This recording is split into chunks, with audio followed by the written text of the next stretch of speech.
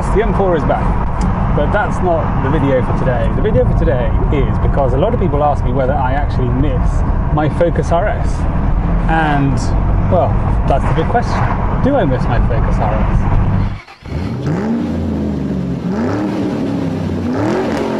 I've had this M4 for about 7 months now, and I'm obviously enjoying it very much. This is a very, very entertaining car, especially because it likes to do this.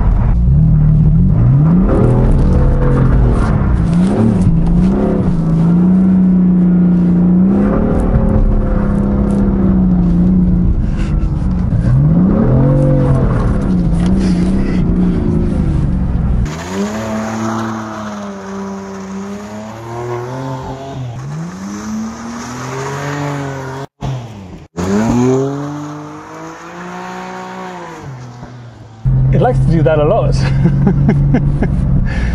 And that's going to cost you a lot of money in tyres. Yeah.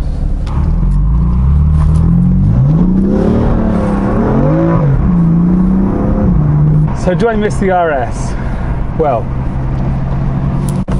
I do actually. I miss it a lot. And I think I miss it so much because of two things. One is that I just had a really good time with it, and it was a brilliant track car, and I love going to track days, and I used to go to track days all the time, and the RS is really good on track, and it surprised many cars on track. And I remember I did a video of an M4 versus an RS on track, and the RS at the end sort of overtakes the M4, and like people who had an M4 were like, oh no, just a bad driver and all this, you know, the guy in the M4 and all. The RS was just a really good car. It's an amazing car, and I loved it so much. And I wish I could have kept it, but you know, with business and with finances and everything, I couldn't keep the two, so it was something had to go, and unfortunately the RS had to go. But I do actually miss it a lot. And I remember once, because the other point is, there was 2 points. There was that one that I just loved it, and I use it for track day so much. But the other one was that I remember once there was an interview with Kimi Räikkönen, and they asked him, what do you prefer? Do you prefer oversteer or grip? And he said, grip. And I'm like, really, Kimi? Grip, Kimi? You don't want to go sideways everywhere? And I didn't understand that comment of his until I had the RS, because the RS could do things that just, I don't think I ever got anywhere near the limit of the RS, especially not on a public road. You just can't do that.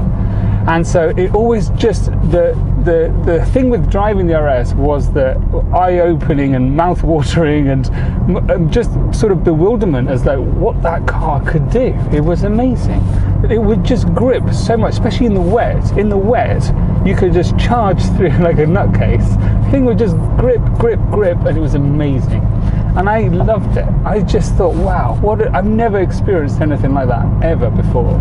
And because of that torque, the torque vectoring that car has as well, it made it like playful nature. It's amazing. What an amazing car. So I loved it to bits. But then I got this and this.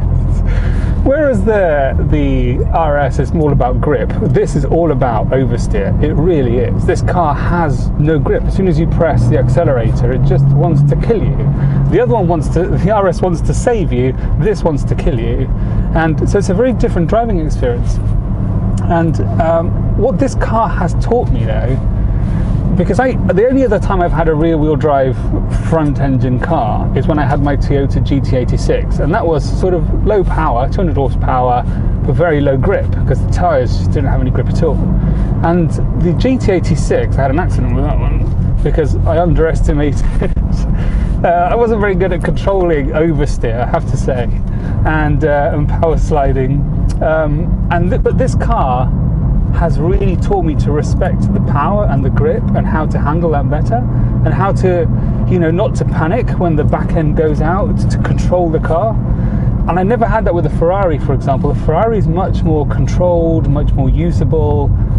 Especially the 430, you know, it can go out. The back will go out, but it goes out so slowly that actually it's really easy to catch.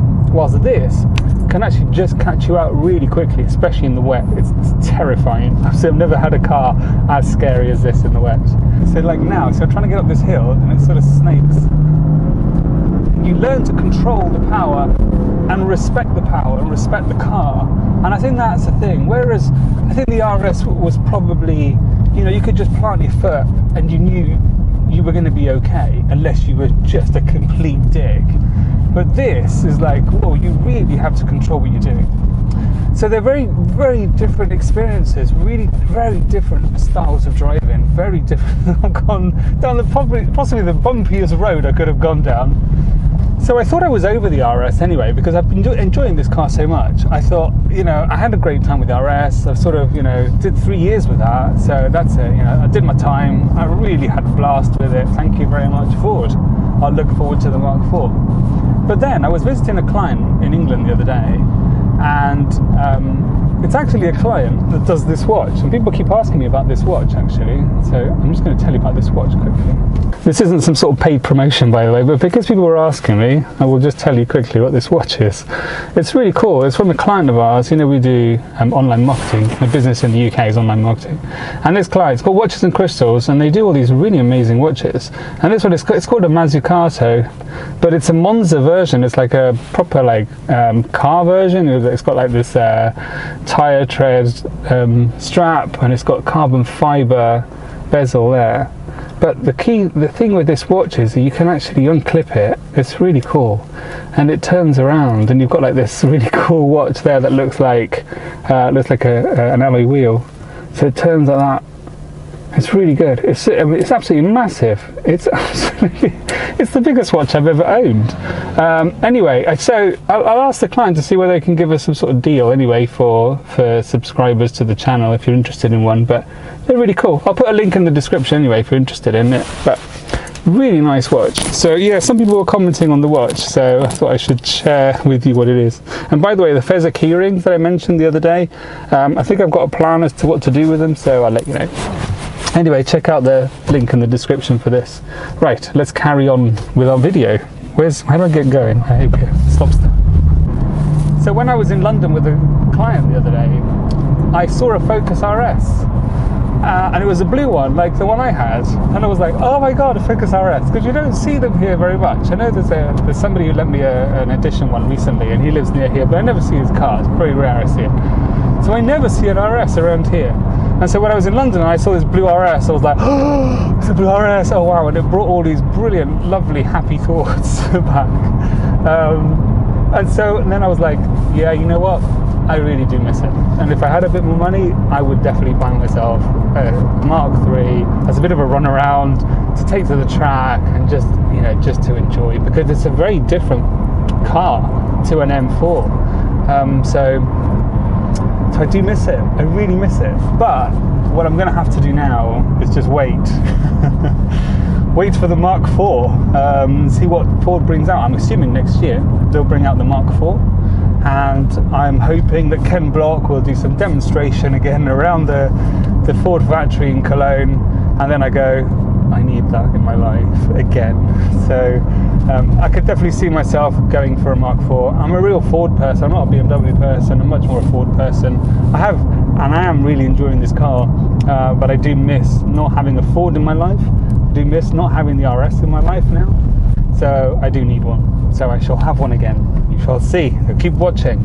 There will be a Mark IV on here, I'm sure. Possibly even a Mark III, you never know. Right, on that note, I am off to work.